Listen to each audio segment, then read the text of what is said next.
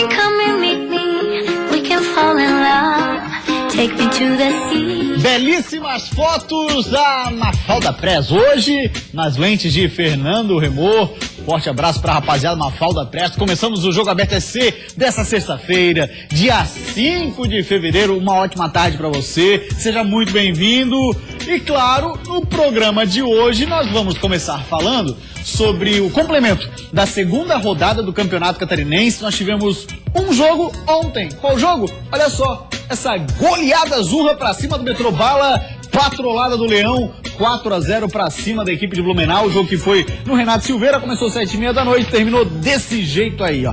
E com isso, a classificação do Catarinense está da seguinte forma: de ontem para hoje nós tivemos um salto do Leão na tabela. Afinal de contas, ontem o Avaí era o 9º colocado, hoje já aparece na primeira parte da tabela. Olha lá, primeira posição da Chape, depois vem Figueira, Joinville, Criciúma, e então aparece o Avaí com os primeiros 3 pontos e os primeiros pontos conquistados no estadual. Virando a página, nós temos na 6ª posição a equipe do Metrobala. Depois, 7ª colocação, Inter de Lages, Brusque, e estariam rebaixados para a Série B do Campeonato Catarinense de 2017, Guarani e Camboriú.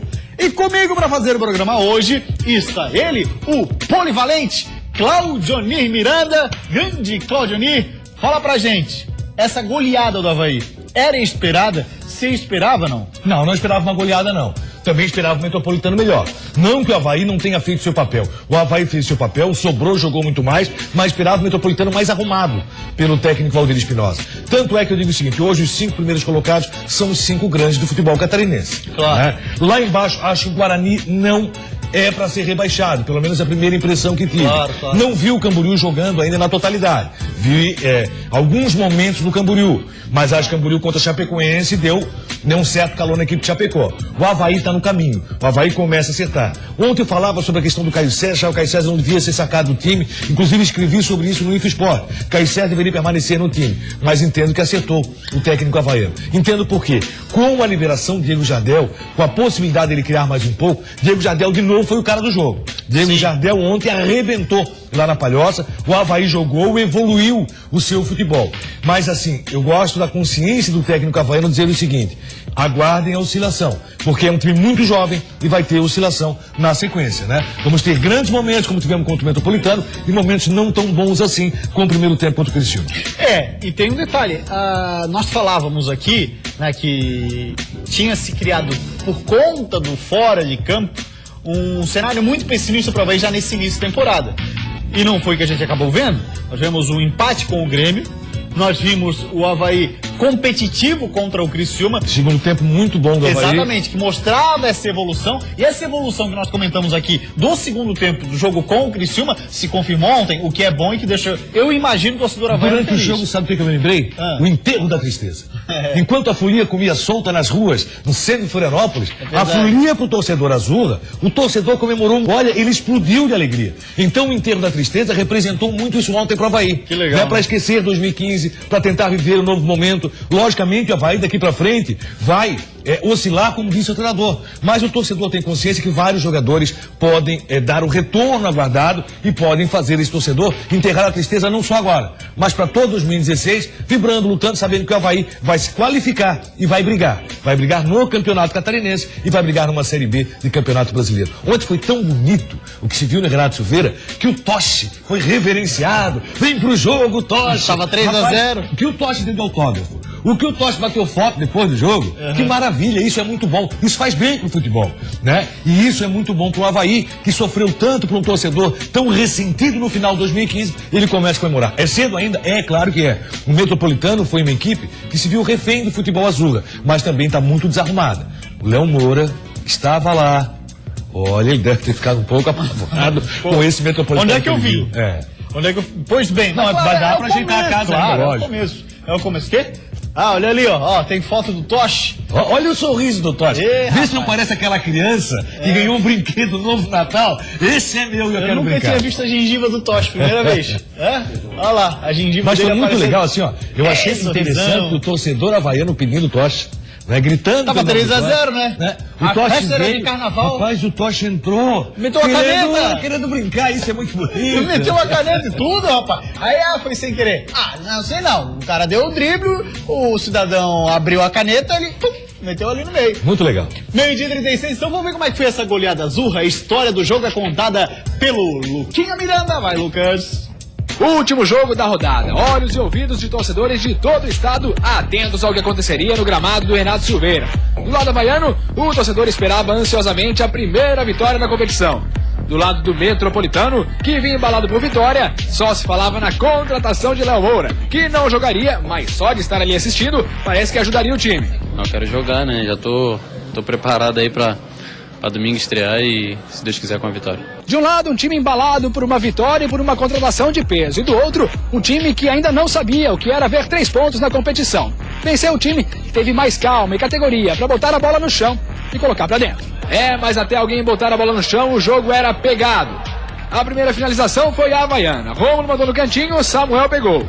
A resposta veio rápido. Juninho foi fazendo fila e só faltou caprichar na finalização.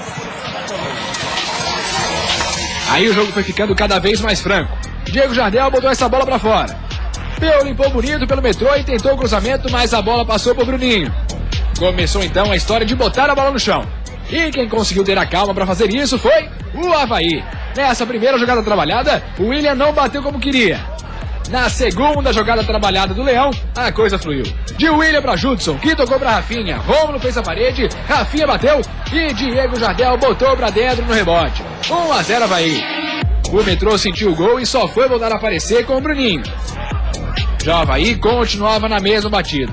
Jogadas trabalhadas. Por pouco, no finzinho da primeira etapa, o William não fez o segundo. Mas o segundo gol sairia no segundo minuto do segundo tempo. Diego Jardel entregou para Renato, ele tocou para o Rômulo, que fuzilou o gol de Samuel, 2-0.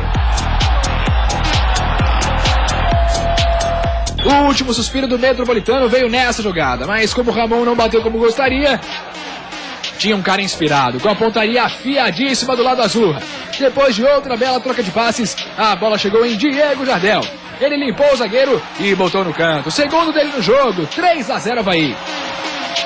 E ele não queria parar por aí.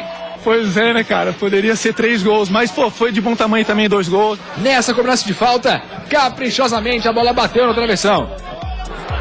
O torcedor havaiano já tinha enchido os olhos com a partida, mas como estava 3-0, alguém lá no meio da torcida puxou o grito e Raul Cabral atendeu o pedido. Depois de 2 anos no banco de reservas Azurra, o japonês Tocha entrou em campo.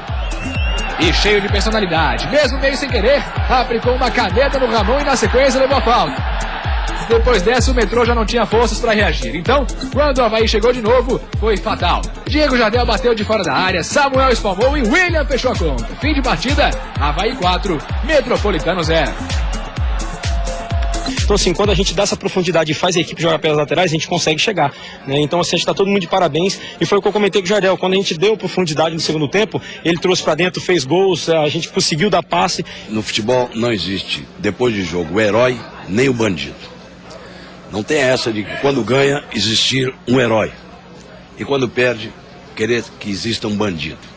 Futebol a gente tem que saber quando ganha, onde acerta, e quando perde, onde erra. E no próximo encontro, corrigir esses erros. A equipe vai continuar oscilando, eu não vou enganar a torcida, não vou enganar vocês. A equipe vai continuar oscilando, às vezes para cima, como aconteceu hoje, às vezes para baixo, como o primeiro tempo em Criciúma. A gente tem que ter paciência para a gente ir soltando esses meninos aos poucos. E os atletas que estão chegando também, a gente tem que ter um equilíbrio em relação à questão da parte física. Pois é, olha só, o que o Raul Cabral falou é fundamental o torcedor havaiano ter consciência nesse momento, para não fazer já, ganhou de 4-0, agora vai. Não, é um campeonato até porque se tornar de pontos corridos, a questão de regularidade entra em cena. É um campeonato muito difícil, complicadíssimo, mas dá moral. O resultado de 4-0 dá muito moral pro time do Avaí contra o Metropolitano. A primeira goleada que aconteceu, Diego Jardel vive um grande momento, o Avaí demonstrou evolução, o zagueiro Gabriel ontem fez uma boa partida, então o que acontece? O Avaí tá crescendo. Diego Jardel, hein? Diego Jardel tá jogando muito, cara. Diego Jardel tá jogando É o demais. melhor do Avaí? hoje é o melhor do Avaí. Isso eu não tenho Também dúvida. acho. E aí a experiência que tem o Diego Jardel, ele tá conseguindo passar para os seus companheiros A com muita experiência tranquilidade. do Botafogo, que ele é jovem, né? Um cara Sim, não. 25 mas anos, assim, ó, alguma coisa assim. o que o Diego Jardel viveu? Ele viveu com o Avaí uma 27 situação, anos. viveu com o Botafogo uma outra situação, e é um cara que nesse grupo ele passa a ser experiente. Sim. Ele passa a ser um comandante Sim. natural, como é o William na equipe do Avaí. Então, e ele tá apresentando um bom futebol. Então, nesse momento, o torcedor sabe que o Diego Jardel, com todo o seu Jogada esforço, trabalhada, com né? toda a sua vontade, apresentando o seu futebol, e mesmo assim, mantendo a humildade, isso é bom para todos. Então, agora o Avaí começa a pensar um pouco diferente. Logicamente, o torcedor sabe que não é para ficar eufórico. O Metropolitano ontem foi um time que foi refém pela qualidade que o Avaí apresentou, pela evolução apresentada pelo Avaí, mas também pela fragilidade do esquema montado pelo Metropolitano. Sim. O Metropolitano tem um homem na frente só, mas mesmo assim a mecânica do Metropolitano não ganhava nada.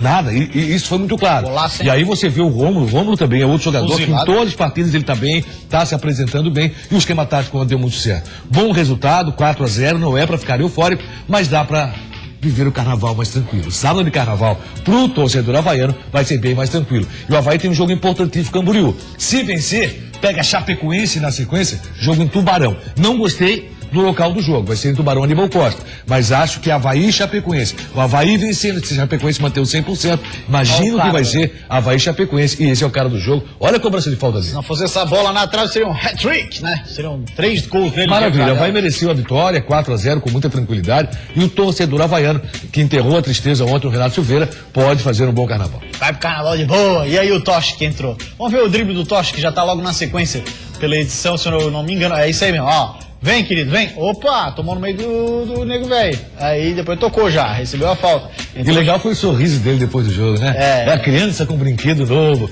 Eita, achei que maravilha. Bacana, gente. 12h e 43 O pai minutos. tem muita grana, né? Sim. O pai tem grana demais. O pai tem dinheiro. O que é bom. Ou Pro dá menino. pra ganhar brinquedo novo de vez em quando. Opa. Diferente lá de casa. Da minha também.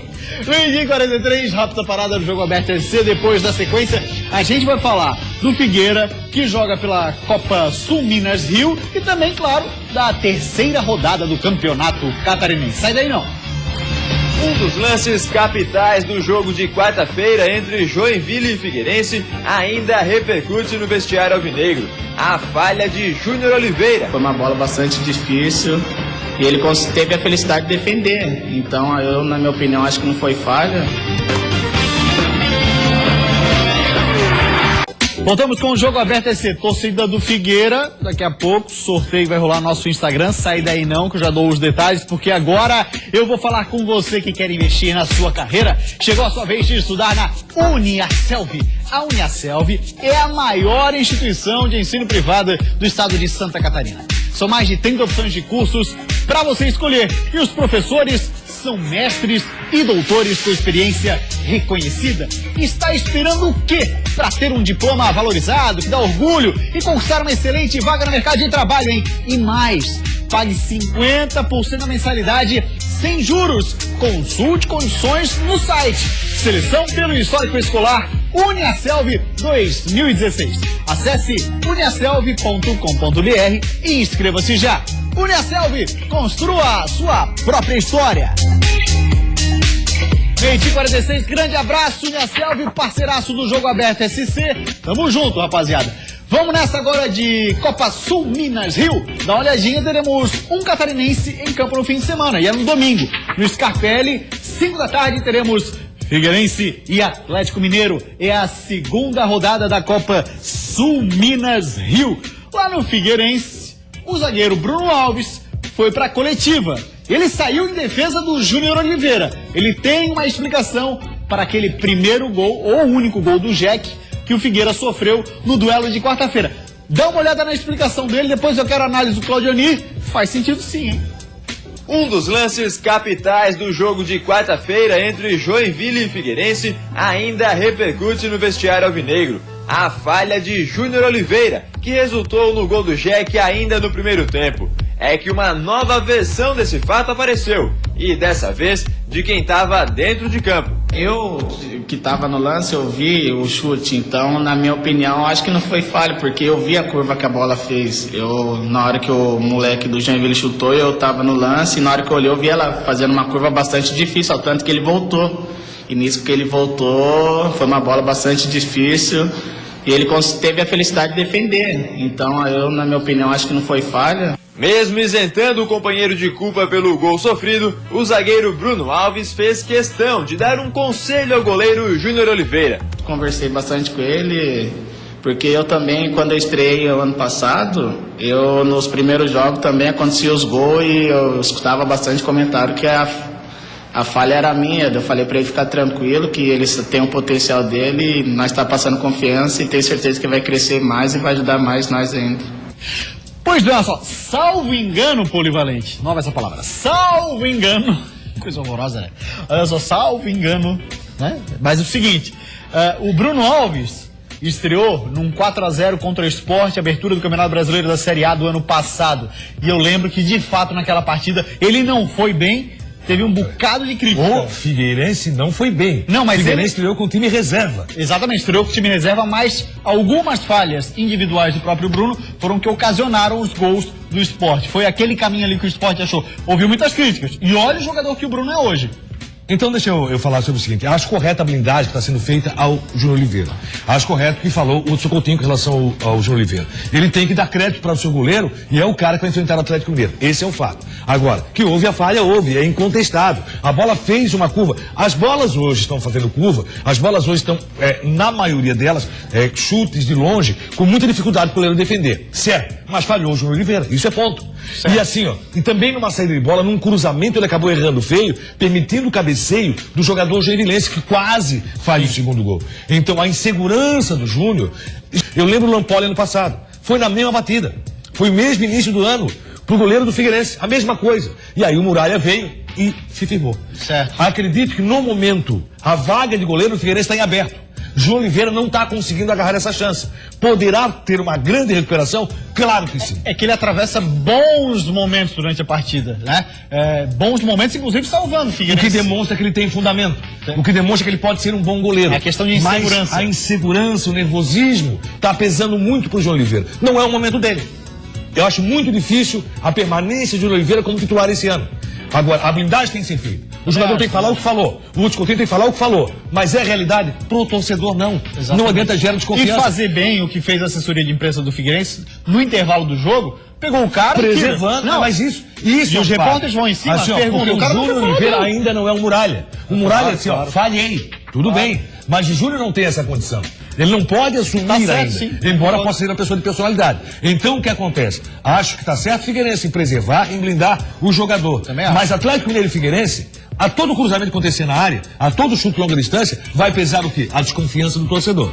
E o Júnior Oliveira, logicamente, até pode dar a volta por cima. Mas é cedo para isso. Acho que agora é o momento. O gol do Figueirense está em aberto e o Gatito Fernandes é quem vem na sequência. Muito bem, olha só, rapaziada, a gente mostrou ontem, quem estava aqui era o Sandro Ventura, né? Aí tem esse boné aqui, ó, 99 Eterno. Do outro lado, né, que tá, ó, eu tô há uns 10 anos trabalhando em televisão, eu não lembrei do negócio espelhado, né, que você tem que fazer o movimento inverso. Genial! Aí, apelido inventado por Claudemir Miranda? Daquela grande dupla Genilson e Aldrovani. Quero abraçar o nosso querido Genilson, um cara fantástico, gente maravilhoso, que hoje trabalha também nos bastidores do Alvinegro. Genilson, belíssimo boné, hein? Então parabéns. Aqui, ó, esse boné que foi dado pelo Genilson, tá? Vai ter o sorteio no nosso Instagram. A Lizzy quase me deu é um presente, tá? É um presente. É um presente. Faz favor, Claudemir. Faz favor, é um presente. Esqueça sorteio, é um presente. Você vai marcar um amigo e vai dizer por que ele merece receber esse presente, ok? Então é no nosso Instagram, @jogoabertoSC. Vai lá e participe. 12h52, rápida parada, depois do intervalo tem muito mais por aqui. Lizzy, até quando é que vai? Até quarta-feira de cinzas. Pois bem, rápida parada, depois a gente vai falar sobre a terceira rodada do estadual. Sai daí não! Com o desafio de montar uma equipe recheada de garotos da base, o técnico Roberto Cavallo está feliz com o desempenho do Tigre. Muito, estou gostando e muito. Então a gente estava esperando até agora, antes de vir falar com vocês, a posição do departamento médico. Infelizmente a gente não teve. Isso é Jogo Aberto SC. Voltamos com o Jogo Aberto SC. Eu gostaria de perguntar para a Renata Fã. Fale pra gente, Renata, por que você é fã de Sulita? Sabe por que eu sou fã de Sulita? Porque para caprichar na cozinha, eu não preciso nem me preocupar, viu, gente? É isso mesmo. Além de carnes saudáveis, com baixo teor de gordura e garantia de origem, a Sulita também possui produtos temperados com sabores únicos. Tem costela, alcatra, paleta, pernil, picanha e filé mignon. E mais! Linguiça toscana tradicional, ideal para o churrasco de domingo. Linguiça toscana apimentada, para dar aquele toque especial nos aperitivos. E linguiça de pernil, preparada exclusivamente para agradar aos paladares mais aguçados. Gente, é de dar água na boca. A Sulita tem tudo para deixar o seu almoço ou jantar incríveis. E você ainda pode escolher fazer no forno ou na churrasqueira. Experimente os temperados Sulita. Leve todos para sua casa, convide seus amigos e prepare receitas maravilhosas. Seja fã, você também. Sulita, parceiro do Jogo Aberto SC. Olha, compra, você não vai se arrepender. Compra, experimenta, não vai se arrepender não da troca. Vamos falar agora do Campeonato Catarinense, terceira rodada. Nós teremos 2 jogos no sábado, 2 jogos no domingo. Isso porque, lembramos, serão 4 partidas, porque o Figueira joga pela Sul Minas Rio. Sábado, Criciúma e Joinville.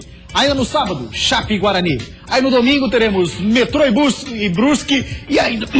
Meu Deus, coisa horrorosa, engoliu um gato. Camboriú e Avaí. Desculpa aí em casa. 2 de gatinho, era o filhote, tava prenha, moça. Tem gente que vê assim, ó, copo meio cheio, copo meio vazio. Copo meio cheio, copo meio vazio. A rapaziada de Criciúma enxerga e pode enxergar copo meio cheio. Afinal de contas, apesar dos resultados do Tigre, o time ainda está com a defesa simplesmente intacta. Depois de um empate com o Brusque fora de casa e com um jogador a menos, o Criciúma se manteve invicto no Campeonato Catarinense. E o melhor, ainda não tomou gols na competição. Com o desafio de montar uma equipe recheada de garotos da base, o técnico Roberto Cavallo está feliz com o desempenho do Tigre. Muito, estou gostando e muito. Principalmente para o grupo estar unido, estar se dedicando.